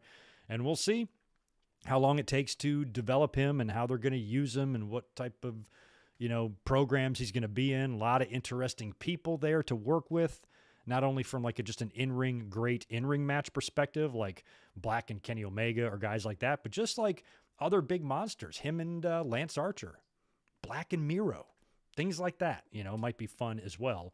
along with some of just the phenomenal wrestling matches he could have with some of the great talent there. You give me Aleister Black and Pac. Oh, baby. Yeah. So you see, we got some options. So it's going to be interesting to see what they do, and whatever they do, I just hope they do it right. Pretty fun mixed tag was up after that. Best friends, Chris Statlander and Orange Cassidy taking on the Bunny and Butcher, or Bunny and the Butcher. Statlander hits an impressive 450 on the Blade. Cassidy jumps in to make the pin, but Blade kicks out. Pretty impressive spot there by Statlander. She calls it the 450, Area 451 or some shit like that, splash. Pretty good stuff there.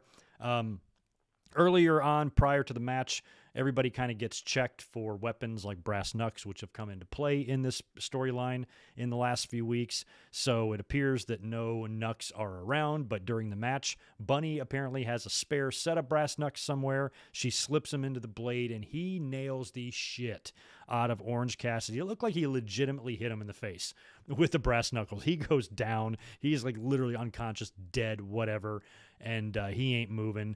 And that's when Statlander, very smart move there on the injured Cassidy, tags herself in and is able to grab the Bunny and hit her with a package pile driver and get the win. So I thought for sure that would be the finish of that, and Bunny and Butcher would get the win. But no, the babyfaces got the win there after all.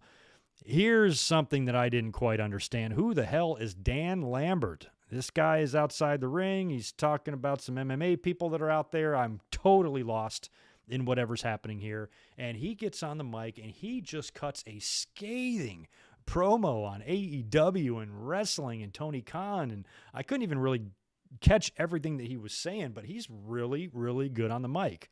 Like he was tailor-made for wrestling. This guy's an asshole. And he just blah, blah, blah, blah, blah. And that's when Lance Archer winds up coming out to shut him up. And here I thought Archer would just kind of chase him off and intimidate him. But Archer beats the shit out of him, nails him right in the head. He goes down like a ton of bricks and then hits his finisher on him. So this guy, Dan Lambert, not only can he talk, he can take bumps. So let's get more of him involved. I don't know where any of this is going, but it was a way more interesting segment than I thought it was going to be. I thought it was just going to be something on the outside of the ring to plug something, promote something. And instead, this guy gets in the ring, somebody that's never been associated with wrestling before, and cuts a promo as if he teaches promo classes. So, I don't know. Dan Lambert, who would have thought? Which that leaves us with our main event now. Street fight for the AEW tag team titles. The Young Bucks defending against Eddie Kingston and Penta. This was all sorts of fun. The Young Bucks were out there rocking the jorts. I think Matt's were even a little bit extra short on him, just so we can get a little bit more of those Bucks legs. The match is exactly what you would expect. We talked about this last week after they took the L and Penta and Eddie got the win.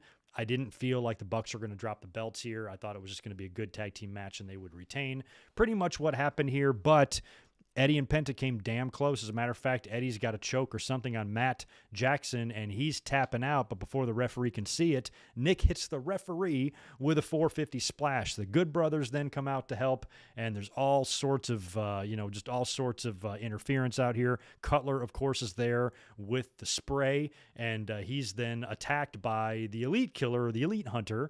Kaz shows up in the hood, grabs a hold of Brandon Cutler, who's still got the cold spray, and he slams him through a table, and the table broke very awkwardly, and Cutler's back hit kind of a smaller piece that had broken off from the table. Looked like a really sick bump.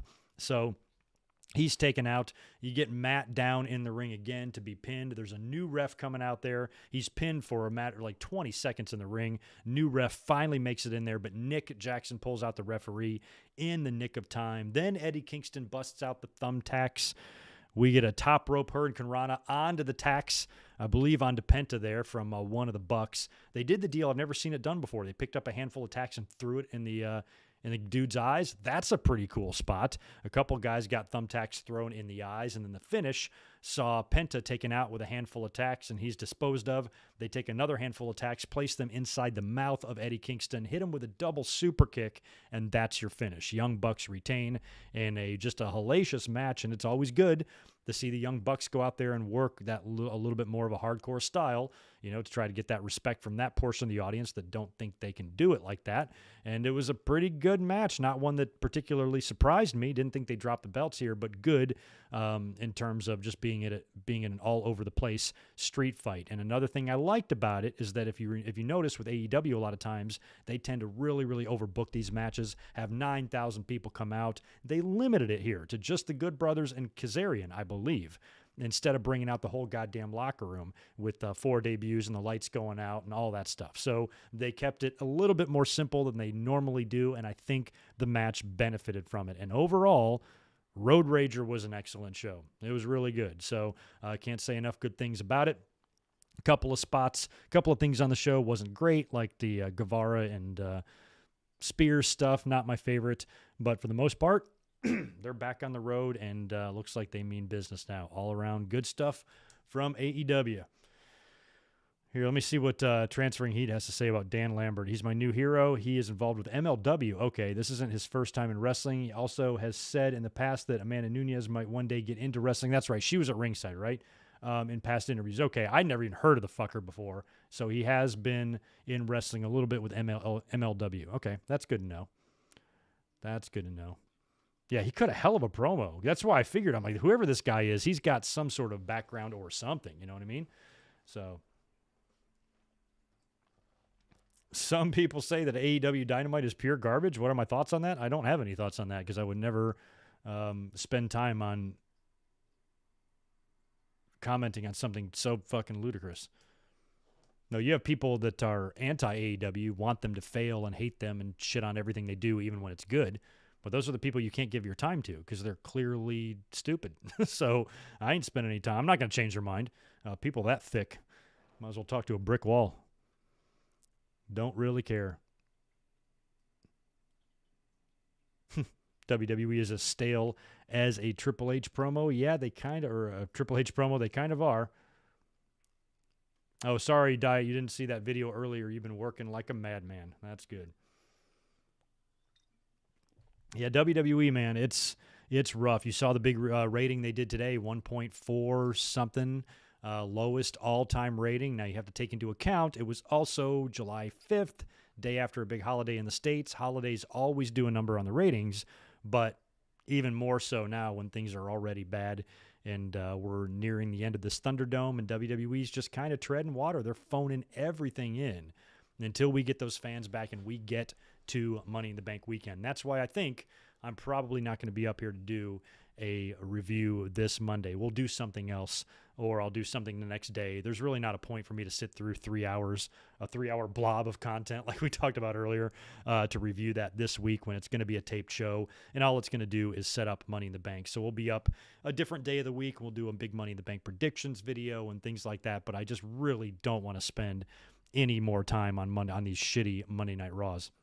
And then that's the end of the Thunderdome. And then after that, we get the fans back, and hopefully we can get some decent Monday Night Raws because I'm going to be going to one.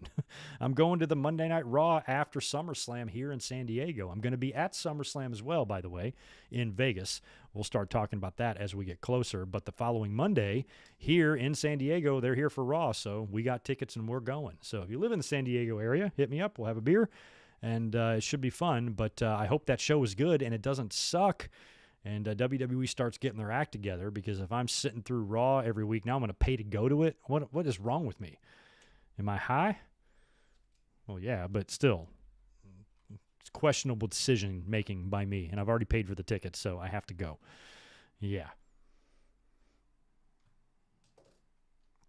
Kenny Omega looked interesting tonight. It was cool to see him. It was a pretty cool visual, though, to have that face-off, face-to-face with Adam Page and Kenny Omega, really kind of making that stamp there that Mr. Cowboy Man is going to be your new Mr. Champion in just a matter of weeks. You might go to SmackDown in Houston. Haven't decided yet. Yeah, the plan is for me to be in Tejas next year for WrestleMania. That's the plan as of right now. No reason to not go. So yeah, I'm going to try to go to SummerSlam and the next 2 WrestleManias. That's the plan in good mic work land. So meet me there. But SmackDown in Houston, I don't even know when that is. I guess that's in their first little string of shows here, right? Because I guess I don't even know where is SmackDown. Where the hell is Money in the Bank? I don't even know where any of these pay-per-views are. I know where nothing is. So I'm not sure which show you're alluding to there.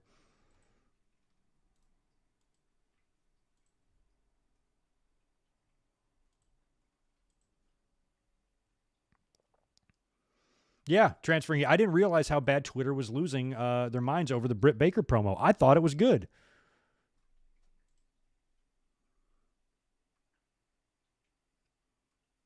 She went off. I know. What did she say? She said something on the Saudi Arabia, right? I kind of missed what she said. I just thought it was a great promo. I didn't really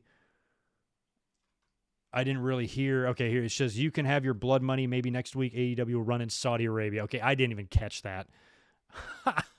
Good for you, Britt Baker. Good girl. I thought she said something I didn't really catch. I don't know what context it was in, but I thought she was talking about Nyla Rose, obviously, and then she said something about Dallas and is known as the Big D, and then she kind of looked down. I'm like, what the fuck does that mean? But I guess it was the Saudi Arabia comment that got the most play. I didn't even notice that. It's hard when you're like, I was busy all day, so I was kind of scrambling to get the stream ready for tonight. So I'm making notes and I'm putting the shit together and I'm watching the show, but it has 78% of my attention, not 100%. So I miss little things and I completely did not catch that. That's great. Gotta love Britt Baker, especially when her man is there. That's probably a fun rivalry. I mean, if you have a fun relationship, like I know with my girlfriend, like if we were both wrestlers and she worked for one company, we'd constantly be trolling each other. My company's better, my wrestling promotion's better or whatever, and make fun of her company or something. So that's probably what Baker and Adam Cole do with each other. That is good stuff. Good for Britt. So people are what, salty about that? They're upset about that? Fuck off. Same people that are probably mad at Eddie Kingston, right? Snowflakes, man. Snowflakes. Britt Baker's the shit. Not a bad looking. I mean, they've come a long way. Their roster is still not, from the women's perspective, is not what WWE's is, but it's better than what it started. I mean, Britt Baker, Hikaru Shida, Tay Conti, Anna Jay, Red Velvet, Jade Cargill, Thunder Rosa, Chris Statlander, The Bunny, Penelope, Big Swole, Nyla, Riho, Serena Deeb, Abaddon, and Layla Hirsch, who I really like. It ain't horrible. They've made some improvements for sure, and there are several names on that list that are bona fide stars. Well, good for Britt. I guess I didn't catch the Saudi Arabia stuff. Holy shit. I love that. Well, yeah, with the Big D, she looked down at Tony, so I thought maybe at first it was a knock on Tony, but I thought her and Tony were friends now, so she was kind of like making fun of Tony for having a little dong, which I'm sure he does. But it ain't his fault.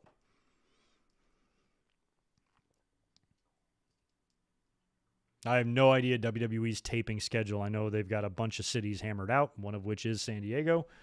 And I know they're going to be going to Miami and a few other places, but I'm not really sure, my man. Probably going to have to Google that one.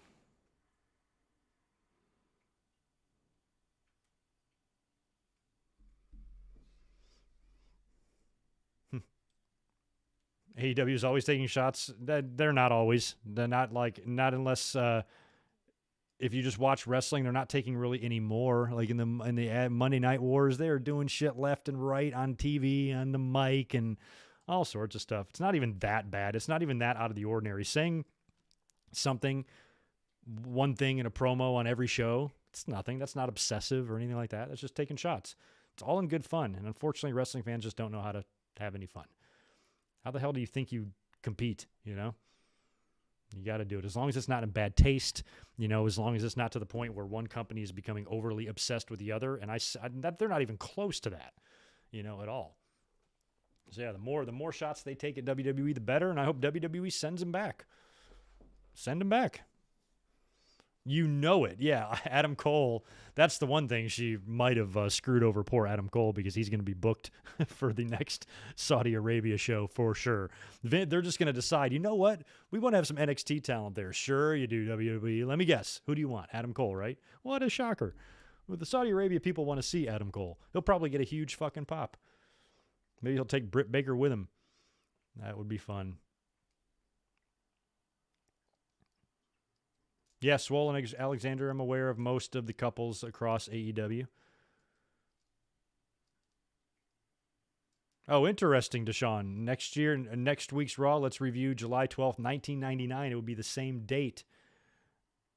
We could. Let me see what I got planned. I was kind of thinking I'd just take that Monday off, but let me see. July 12th, 99, they would have been probably building Fully Loaded or just had Fully Loaded. That would have been probably the First Blood match right, with Vince and Taker, and they were probably setting that up on TV during this time. Or with Vince, not Vince and Taker, Austin and Taker, and Vince had the thing or whatever. Yeah, could watch that one.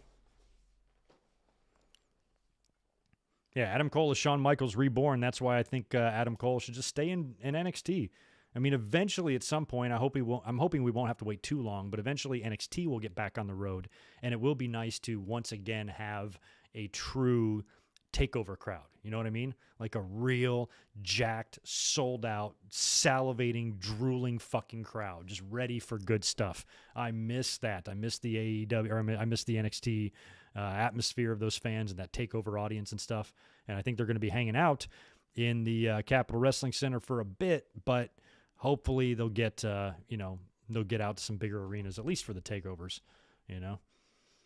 We've talked about that. You Watt M8 a bunch of times. Thanks for the super chat there. Think about Twitter during the Monday Night Wars. I wouldn't have loved to have it, but I can imagine what was said. We could do that. We could watch old Raws and tweet, as if we're a fan from that time period. Or I could try to put myself in the shoes of who I was as a fan. I would probably be a fucking snot too. Having something critical to say about everything and that sort of shit. But yeah, it would be awful. And the fans would be at each other's throats, the WCW camp and the WWE camp, because back then I was a little bit more invested. Now I think it's silly to even take sides and, and that sort of thing. But back then I was firmly behind the WWE in the war. But unlike this war and this competition between these companies, I wasn't taking the side of WWE because I hated WCW fans. I hated WCW. I wanted to fucking kill Eric Bischoff. So I just couldn't stand them. So that's why I was on the side more of the WWE. I didn't give a fuck what the fans thought. So if I was on Twitter at that time and saw them, maybe they would annoy me a little more. But now wrestling wars are so stupid. They're not based on, the merit of the wrestling companies. They're based on the fan bases, and now you have people that claim to be wrestling fans openly, and maybe even kind of passively, but you can see through it that they're rooting and cheering and hoping for failures from AEW just because they want their fans to be disappointed. That's sick. That's pathetic. But that's where we are. Like, that's the way the feuds are now. And it just wasn't like that back in the day. But if you toss Twitter into the equation back in the 90s, then yeah, I could probably see it getting even worse. And poor Goldberg, he was already getting some heat as it was from the smart crowd. I used to go to shows because, and you guys can relate, those of you who go to wrestling shows, like before the show, if you go early, you're just standing outside the building, the line's starting to form, and back then we didn't all have phones. So now I'm sure everybody in line is just looking at their phone. But back then, all you had to do was you had nothing to look at. So you had no choice but to make eye contact with other people. I know having a conversation with a person is weird, but try it. You might like it. And we'd be in line and you just start chatting with the fans about shit, and I was down in the South. So you had a little bit more WCW support down there. A lot of those fans are really kind of easy to work, so they ate Goldberg up, where maybe the more experienced wrestling brain might see through Goldberg. They kind of loved him down there. But you would find some people that you could chat about this shit with. And, you would talk about how bad he sucked and how Austin is so much better and there isn't that and that sort of thing. And it was kind of fun. And you'd have these little opinions. And sometimes people would say something that I found completely ridiculous, but you wouldn't...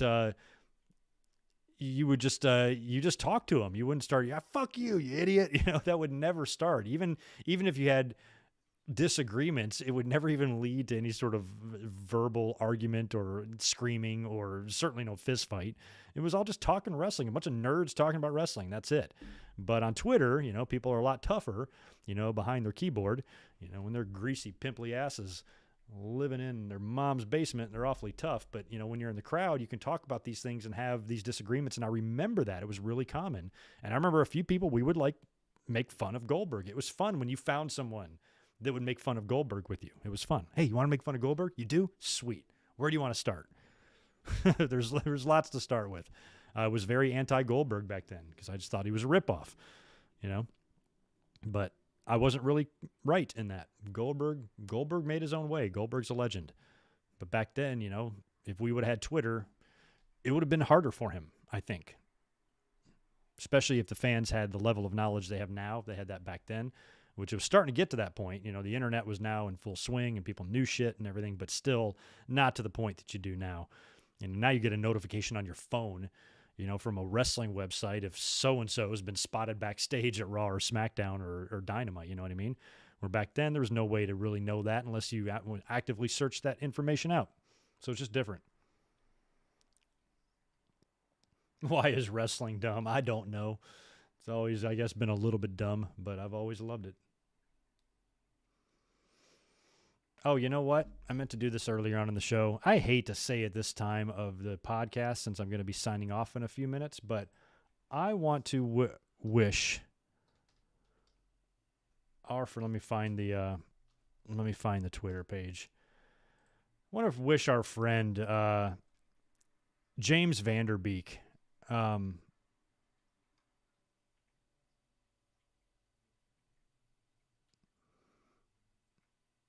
Oh, yeah, I'm just kind of reading some updates here. So James Vanderbeek, it's not the actor James Vanderbeek. He spells it different. He's the dude that does, the face swap pictures on Twitter and everything. He's got like 25,000 followers. Funny dude. His current avatar right now is CM Funk, with Terry Funk's head plastered on CM Punk. It was really hard for me to watch the second half of Dynamite because I'm scrolling through Twitter. I'm scrolling through my feed, and I see this poor guy who's a hell of a nice guy and says that, oh my God, my dog is dead. He strangled himself on our blinds. I'm having a heart attack. Apparently he was out getting a tattoo, came home to find his dog tied up in the blinds. He's followed. That was the only tweet I saw. Obviously, I offered my condolences because that's just got to be I couldn't even imagine. I don't have dogs, but I have cats. If I came home into that site, I'd probably have to be sedated, you know. He's followed up now. My best buddy is gone. I can't believe this. Sorry to bring it to Twitter. Oh God, it's just heartbreaking. Looks like he says his dad came to take him away and get him cremated. Oh, that's just heartbreaking. It's hard to even read this shit now because he's now kind of tweeted since then. He's saying now that he was climbing up in the window to look for me. And that's oh God, that's just very, very detailed there. Not good, but that's just an absolute nightmare scenario. We can all relate to losing pets. It happens. They get old. You have to put them down. But to lose it in that way, that's awful. So sending our best wishes out to James Vanderbeek. Shoot him a follow. Give him your condolences and stuff because that's, well wishes and, and things like that can probably help in a situation like that because that mentally cannot be fun to go through at all. I would be an absolute mess, and probably would immediately need some support. You know what I mean? So that's absolutely awful. Yikes. Man. Anyway, I wanted to kind of wish him well earlier on in the podcast, but we got to talking. But yeah, that is just an awful, awful, awful thing to read. And it just kind of took the wind out of my sails because I was pretty amped up. I was watching Road Rager. I was having a good time, and I read that and just the heartbreak that, obviously none of us can relate to that specific type of heartbreak, but we all know what pets mean to us, and I couldn't even imagine. I couldn't even imagine. So send him your best, your thoughts, your prayers, whatever. It's just a nightmare, heartbreaking scenario, and I feel awful for him. So hate to kind of wrap things up in that way, but I'll cruise back over to the chat, see if there's any other questions to answer, and then I'll probably be getting out of here since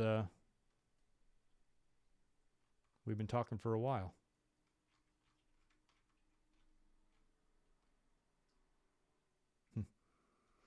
Yeah, Michael, and a lot of people, Attitude Era, I feel like, might have even died a little bit before WCW did. Maybe the same, I guess, actually at the same time, because when WCW died, that coincided with Austin and McMahon kind of shaking hands. That was kind of a big deal. It just was all different. We're going to be talking about that on Sunday. We're going to be doing a watch-along of WWF Invasion from 2001, July 2001, 20th anniversary of that show. We're going to do it this Sunday because it's the only Sunday left really in the month that I can do it. After that is Money in the Bank. And then the week after, I might be doing something. But I'm going to be going on vacation after that, so late July, early August. I'm going to be missing 2 Monday nights. I'll be gone 1 week, but that will be spanning 2 Monday Night Raw reviews, so I will not be up here. But I'll give you guys all the details on that down the road as we get closer. What do I think of Roman Reigns versus The Rock? Do I think it'll happen? Possibly. If it does, it's going to happen in L.A., I think. I think it would happen, unless they try to throw it together for Dallas. But if Rock can hold off another year, I'd bring him back and do it up here in L.A., which I think was the plan because 38 was supposed to be here. Now 39 is going to be here. So, or no, 37 was supposed to be here. Now 39 is going to be here. So, yeah, they might do it in Dallas. I'm not sure. But I think they should try to do it just for Roman Reigns' legacy. You know what I mean? If it can be done. Oh, wow, Michael. You have an 18-year-old cat. My bud is... We basically share a birthday. He was born around the same time I was. So in September, my cat will be 12. And I'm praying that I can get 18 years out of him. That's a long time. I think that's kind of on the higher end of cats, to live that long. Most don't. So the fact that you got an 18-year-old one, that's awesome. That's a lot of years. So if mine makes it to 18, I will be a very, very grateful individual. WWE counts the last Raw before the Attitude Era, or before WrestleMania 17 as the last Attitude Era Raw. That makes sense. What a venue. Cleveland, Gund Arena, buyout, simulcast. Holy shit. That's pretty much was the end of it, because after that, no more Nitro. A few days after that, Austin's a heel.